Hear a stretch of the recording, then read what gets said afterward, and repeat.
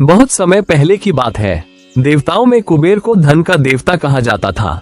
उनके पास अपार धन संपत्ति थी। सोना, हीरे, जवाहरात, महंगे वस्त्र, बेशकीमती रत्न, महल, हाथी, घोड़े, जो कुछ भी आप सोच सकते हैं वो सब कुछ कुबेर के पास था। लेकिन जितना धन उनके पास था उससे कहीं ज्यादा उनमें घमंड था।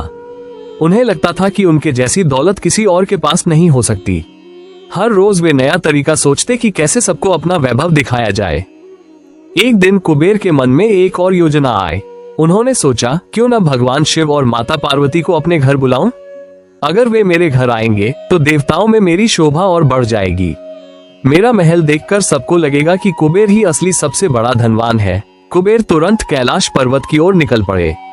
वहां पहुंचकर उन्होंने भगवान शिव और माता पार्वती को बड़े आदर से प्रणाम किया और कहा, भगवान, माता, मैं आप दोनों को सादर निमंत्रण देने आया हूँ। कृपया मेरे निवास पर पधारिए और भोजन का आनंद लीजिए।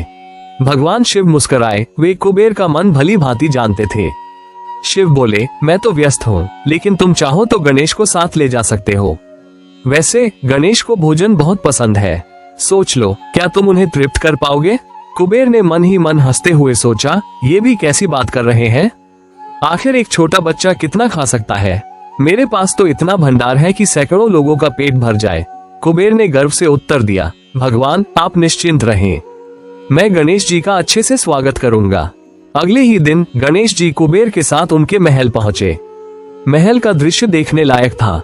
हर तरफ सोने चांदी की दीवारें, रत्नजड़ित फर्श, मोतियों की लड़ियां, शानदार झूमर।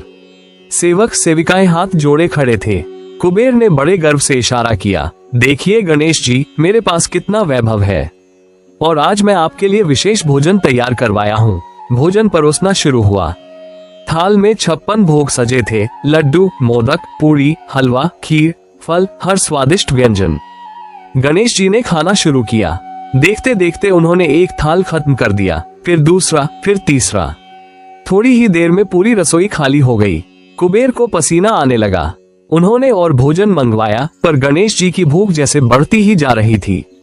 पूरे महल का खाना खत्म हो चुका था। गोदाम के भंडार खाली हो गए। तब गणेश जी बोले, अब मुझे भूख लगी है, अगर कुछ नहीं बचा तो तुम्हें ही खा जाऊंगा। कुबेर का चेहरा सफेद पड़ गया।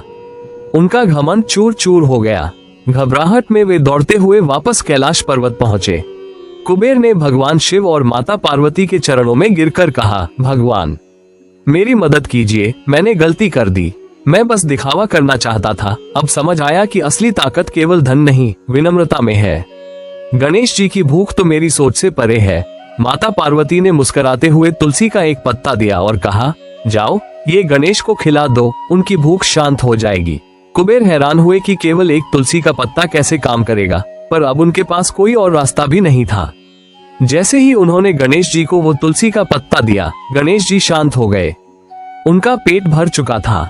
उन्होंने मुस्कुराकर कुबेर से कहा, धन अच्छा है पर अहंकार नहीं। उस दिन कुबेर ने सच्चा सबक सीखा, धन से बड़ा कोई नहीं, पर धन से बड़ा अहंकार भी विनाश का कारण बनता है।